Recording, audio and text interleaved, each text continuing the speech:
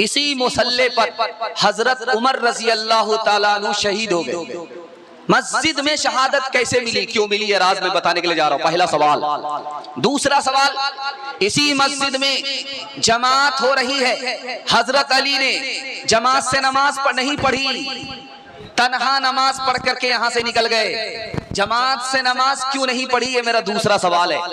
तीसरा सवाल है, मस्जिद वीरान होती है, आबाद होती है, वीरान कैसे होती है, ये मेरा आखिरी सवाल है।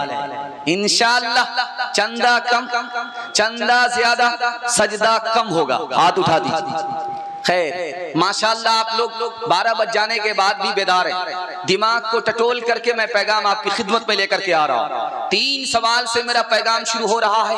इसी मस्जिद में, इसी मेंबर पर, मस्जिद नबवी में हजरत उमर शहीद हुए।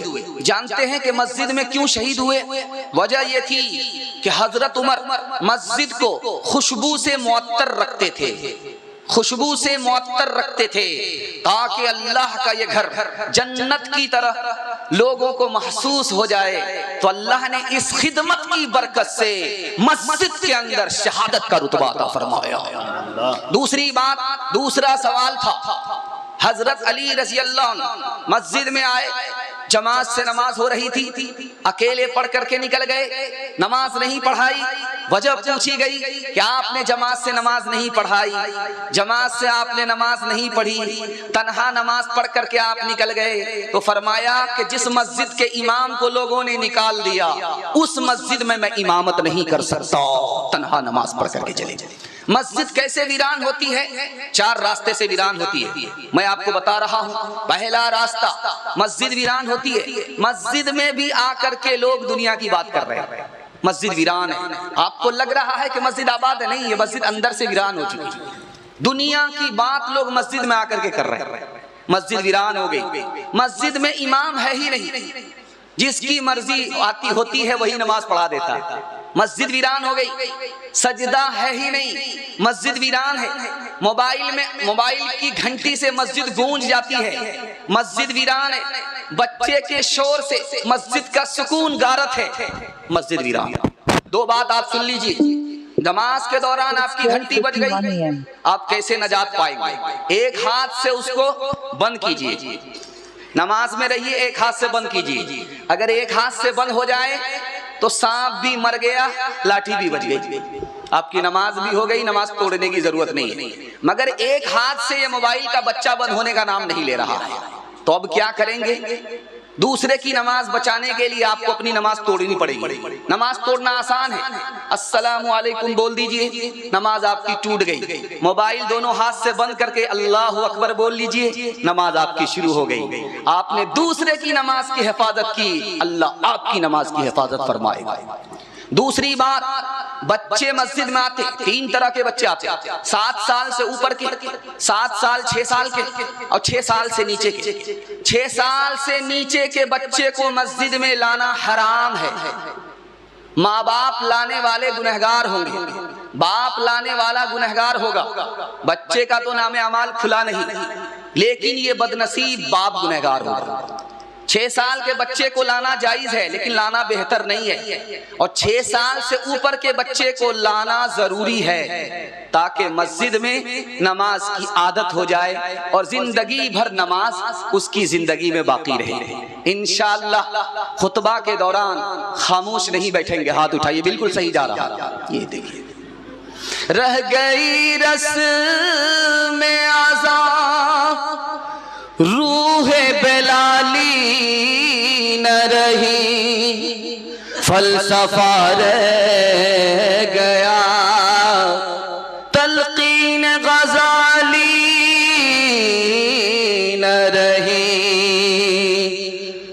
छोड़ के मस्जिद जा बैठे हैं मैं खानों में, वाह क्या जोश तरक्की है मुसलमानों में, वाह क्या जोश तरक्की है मुसलमानों में। नामे अल्लाह वो रसूल अब तो मैं सुनता हूँ कम, पहले राइज थे ये ये अल्फाज मुसलमानों में पहले राइज थे, ये अल्फाज मुसलमानों में।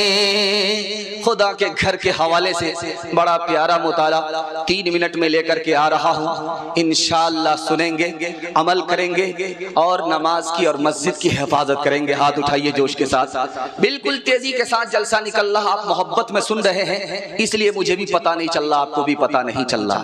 ध्यान से सुनिएगा, ध्यान से सुनिएगा। जिस हाल में सुन रहे उसी हाल में सुनिए। छोटा बच्चा बाप के साथ है, आप देखेंगे तजर्बा करके, कोई दूसरा आदमी उसको पैसा दे वो पकड़ता नहीं, बाप का मुंह देख रहा है।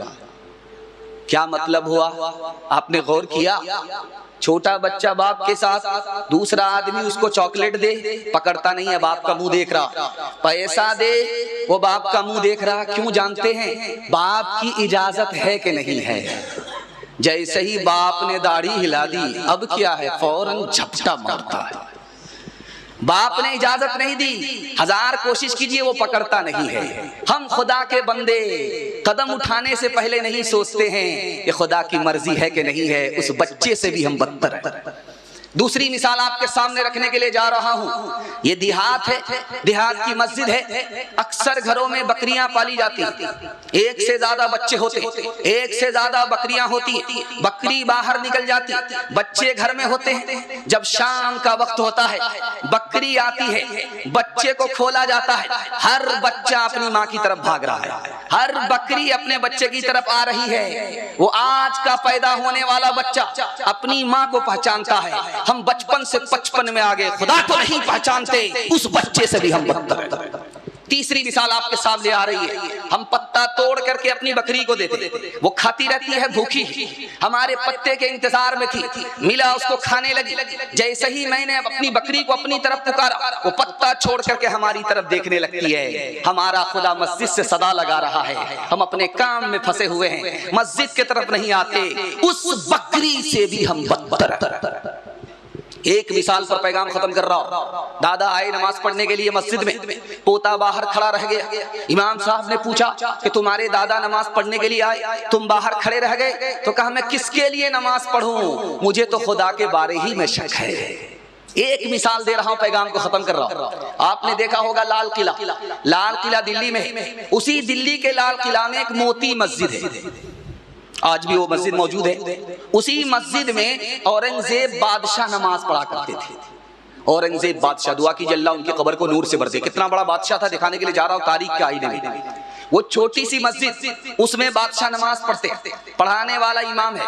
देखा कि औरंगजेब को आने में देर है, इंतजार करने लगा। जब औरंगजेब आए, देखा टाइम तो हो गया, इमाम साहब ने नमाज क्यों नहीं पढ़ाई? आपका इंतजार कर रहा था। कहा मेरी मस्जिद से निकल जाओ, जो मेरे लिए नमाज पढ़ाए वो मेरा इमाम नहीं हो सकता, जो खुदा के लिए नमाज पढ़ाए वो मेरी मस्जिद का इमाम होगा। इंशाअल्लाह अपने खुदा को रमजान में और जुमा में याद रखेंगे। हाथ उठाइए इंशाअल्लाह। ये देखिए, बाकी कहाँ जाएंगे? ससुराल। ऐ सबसे अव्वल और आखिर, जहाँ तहाँ हाजिर और नाजिर, सबसे अनोखे सबसे निराले, आँख से ओझल दिल के उजाले, ना जहां की खेपने वाले, दुख में तसल्ली देने वाले, सोच में दिल बहलाने वाले, विपदा में याद आने वाले। तीसरा पैगाम सीरत के हवाले से आ रहा है, इसको जरा ध्यान से सुनिएगा। तुर्की में मस्जिद है, उस मस्जिद में पगड़ी रखी भी रहती है, उसी मस्जिद में दाढ़ी रखी भी रहती है, उसी मस्जिद में ये जुब्बा जो मैं पहने हुआ हूँ आपके सामने बयान कर रहा हूँ, ये जुब्बा भी रखा हुआ होता है। इमाम साहब आते हैं, इमाम साहब कोट पैंट में होते हैं, दाढ़ी नहीं होती, बिल्कुल सफा चट, फुटबॉल का मैदान वो आते हैं। जब नमाज का वक्त हुआ तो